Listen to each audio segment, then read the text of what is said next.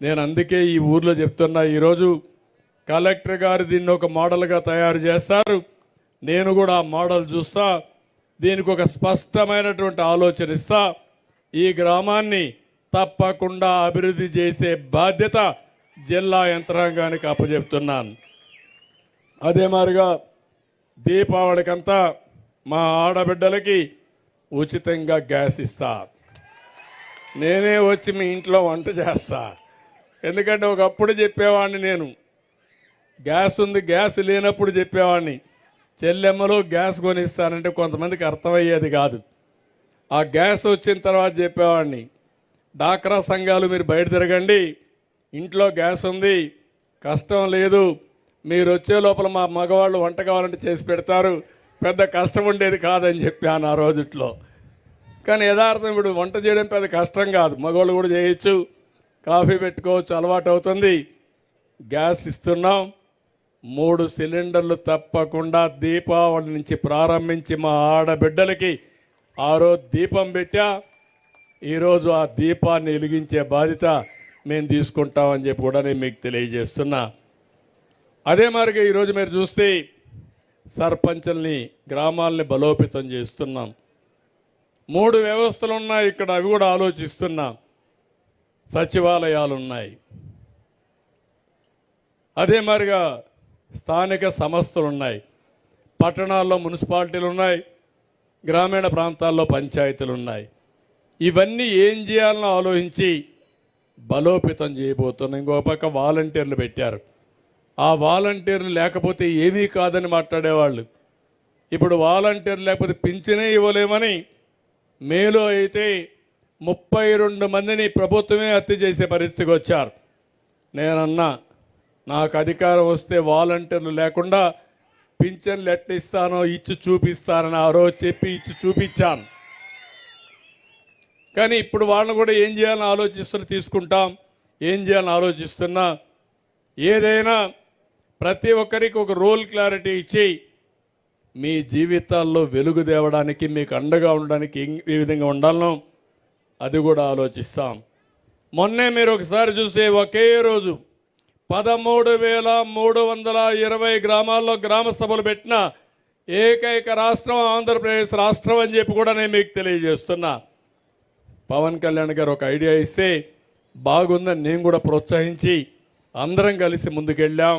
ఒకే రోజు పెట్టాం. 4,500 కోట్ల రూపాయలకి పనులు శాంక్షన్ చేశాం. ఆ పనులన్నీ కూడా ఇప్పుడు ప్రారంభం అవుతాయని చెప్పి కూడా నేను మీకు తెలియజేస్తున్నా.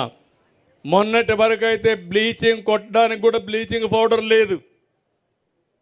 990 కోట్ల రూపాయలు ఫైనాన్స్ కమిషన్ ఇచ్చిన డబ్బుల్ని డైవర్ట్ చేసేశారు, పంచాయతీలు నిర్వీర్యం చేశారు. ఆ 990 కోట్లు ఇచ్చాం. గవర్నమెంట్ ఆఫ్ ఇండియా ఇంకొక 1,200 కోట్లు ఇవ్వాలి, చూస్తే ఆ డబ్బులు కూడా ఇచ్చారు. ఇప్పుడు మీరు చూస్తే ఆ డబ్బులన్నీ ఉన్నాయి. ఇప్పుడే మీ కలెక్టర్తో మాట్లాడినప్పుడు ఏమేం చేయాలనో ఈ గ్రామంలో అవన్నీ అనౌన్స్ చేస్తున్నా. మీకు ఏమాత్రం అనుమానం లేకుండా అన్ని పనులు చేయడానికి ముందుకు పోతాం. పోయిన ప్రభుత్వం ఎంత దుర్మార్గమైన ప్రభుత్వం అంటే, ఈ పనులన్నీ కొన్ని ఇచ్చారు, కొన్ని వేల. ఓకే, ఇప్పుడు మీరు చూస్తే జల్ జీవన్ మిషన్ ఒకటి పెట్టారు, 2019లో పెట్టారు. గవర్నమెంట్ ఆఫ్ ఇండియా ఉద్దేశం జల్ జీవన్ మిషన్ ద్వారా ప్రతి ఒక్క ఇంటికి కొళాయి ద్వారా నీళ్లు ఇవ్వాలని, ఆ నీళ్లు కూడా రిలయబుల్గా ఉండాలని. ఏదో బోర్లో నుంచి నీళ్లు ఇవ్వడం కాదు, ఎక్కడైనా మంచి రిజర్వాయర్ ఉంటే అక్కడి నుంచి పైపులు తీసుకొచ్చి మీకు ఎప్పటికి కూడా శాశ్వతంగా నీటి కొరత లేకుండా నీళ్లు ఇచ్చే వ్యవస్థకు శ్రీకారం చుట్టారు. 45 కోట్ల రూపాయలు, 45% మనం పెట్టుకోవాలి, 45% కేంద్రం ఇస్తుంది. ఈ రెండు కలిపి పూర్తి చేసే బాధ్యత ఇస్తే యూపీలో 1,00,000 కోట్లు తీసుకున్నారు, మధ్యప్రదేశ్లో 70,000 కోట్లు తీసుకున్నారు. అన్ని రాష్ట్రాల్లో ఈ కార్యక్రమానికి శ్రీకారం చుట్టి ముందుకు పోయే పరిస్థితికి వచ్చారు. మన రాష్ట్రంలో మాత్రం ఈ కార్యక్రమాన్ని సరిగా ఉపయోగించుకోకుండా బోరు ద్వారా వచ్చే నీళ్లు పెట్టి దానికి కూడా స్కీమ్ చేసే పరిస్థితికి వచ్చారు. నేను ఒకటే చెప్పాను, ఇది ఏమాత్రం ఆమోదయోగ్యం కాదు. మా ఆడబిడ్డలకు ఒకటే హామీ ఇచ్చాను, ప్రతి ఒక్క ఇంటికి ట్యాప్ ద్వారా నికరమైన నీళ్లు ఎప్పుడు కూడా ఇబ్బంది లేకుండా ఇవ్వాలని నా లక్ష్యం. తప్పకుండా ట్యాప్ ద్వారా నీళ్ళు ఇచ్చే కార్యక్రమానికి శ్రీకారం చుడతాం. అది కూడా మీరు ఒకసారి చూస్తే శాశ్వతంగా ఉండే వాటర్ రిసోర్సెస్ నుంచి తీసుకుంటాం. ఏ శ్రీశైలమో లేకపోతే ఎక్కడైతే ఈ జిల్లాలో మంచి వాటర్ ఉంటుందో, మీకు దగ్గరగా ఉంటుందో అక్కడి నుంచే నీళ్లు ఇస్తాం. ఇంకా దగ్గర పంచాయతీల్లో 30 లక్షల కుటుంబాలకి ట్యాపులు కూడా లేవు, ఇవి కూడా ఇస్తామని చెప్పి కూడా నేను మీకు తెలియజేస్తున్నా. ఇక్కడికి వచ్చినప్పుడు మీరు ఒకసారి చూస్తే దగ్గర ఈ ఊర్లో ఇప్పుడే నేను మాట్లాడాను,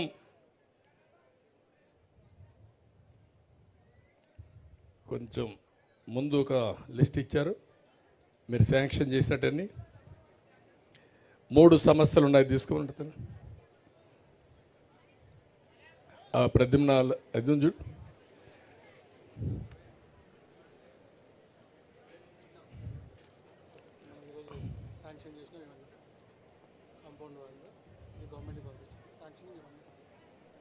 ఇవి కూడా ఉన్నాయి నాకు. దాంట్లో ఇండివిజువల్ సమస్యలు ఆ 4 క్లస్టర్స్ మారిగా పెట్టారు చూడండి, 4 క్లస్టర్స్ మారిగా పెట్టి ఇచ్చారు. 3 క్లస్టర్స్ పెట్టి ఇండివిజువల్ సమస్యలు, కమ్యూనిటీ సమస్యలు ఇచ్చావు. ఇటీ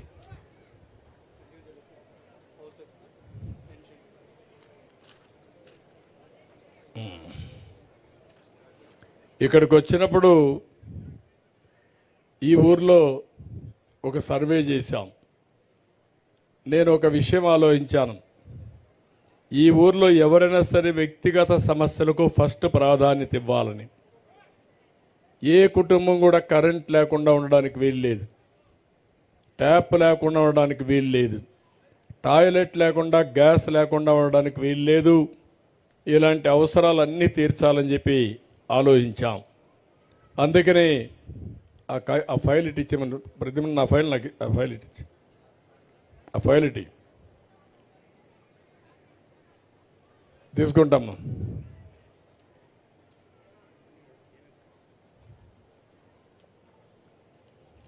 ఇవన్నీ కలిపేసాం.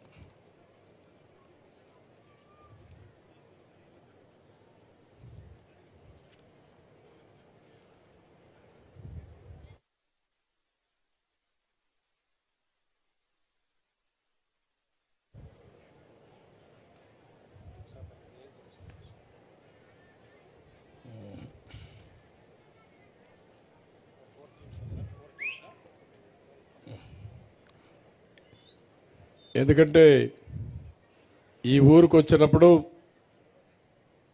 నా నోటీస్కి వచ్చిన సమస్యల్ని పూర్తిగా పరిష్కారం చేయడం ఒక లక్ష్యంగా పెట్టుకున్నాం.